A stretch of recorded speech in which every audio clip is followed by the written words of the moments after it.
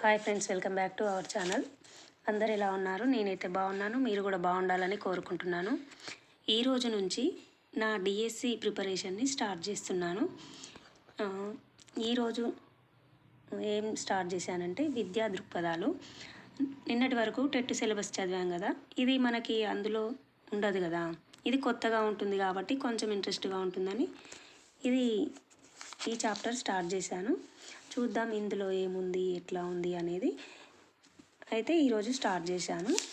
అయితే ఈ బుక్లో విద్యా దృక్పథాలు అంటే ఫస్ట్ మనకైతే విద్య, పరిమిత విస్తృత అర్థాలు, ఇంకా విస్తృతార్థం, ఇవన్నీ అర్థాలు, నిర్వచనాలు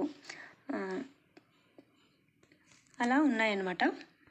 అలాగే విద్యావేత్తల అభిప్రాయాలు కూడా ఇక్కడ కొన్ని ఉన్నాయి. ఎవరు వాళ్ళ అభిప్రాయాన్ని ఏ విధంగా చెప్పారనేది కూడా ఇందులో ఉంది.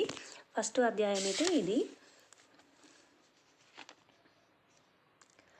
మీరు కూడా ఇప్పటివరకు స్టార్ట్ చేయకపోతే స్టార్ట్ చేయండి. నోటిఫికేషన్ తోటి మనకి అవసరం లేదు. నోటిఫికేషన్ ఎప్పుడైనా వేయచ్చు, ఎగ్జామ్ ఎప్పుడైనా పెట్టవచ్చు. కానీ మనం నోటిఫికేషన్ కోసమే వెయిట్ చేసి నోటిఫికేషన్ వచ్చాక చదువుదామంటే మాత్రము ఫెయిల్యూర్కి దగ్గరగా ఉంటాము.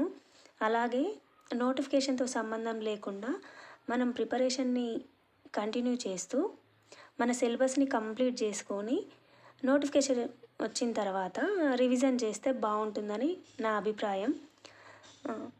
ఒకసారి మీరు కూడా ఆలోచించండి. ప్రిపరేషన్ స్టార్ట్ చేస్తే కంటిన్యూ చేయండి. చేయని వాళ్ళు ఉంటే ఇప్పటి నుంచైనా, ఈ నిమిషం నుంచైనా స్టార్ట్ చేయండి. ఈ చాప్టర్లోనే భారతదేశంలోని స్వదేశీ ఎలిమెంటరీ విద్యా విధానం, చారిత్రాత్మక దృష్టి అనేది ఉంది. ప్రాచీన కాలపు విద్య, వేదకాలంలో విద్య, ఇవన్నీ ఫస్ట్ చాప్టర్లో ఉన్నవి.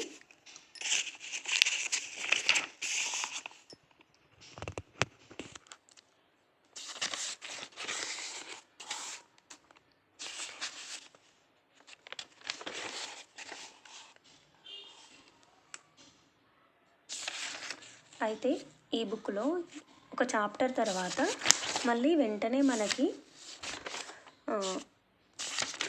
ఈ విధంగా స్వీయ మూల్యాంకనం అని కొన్ని క్వశ్చన్స్ అయితే ఇచ్చారు.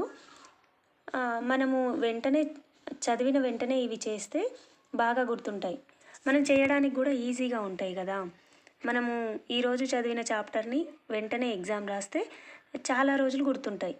అందువల్ల ఇదైతే మంచిగా అనిపించింది నాకైతే. ఒక చాప్టర్ తర్వాత మనము ఎంతవరకు చదివాము అనేది కూడా మనకు ఐడియా ఉంటుంది కదా. ఓకేనా ఫ్రెండ్స్, ఈరోజు ఇదే మన video. Thank you for watching.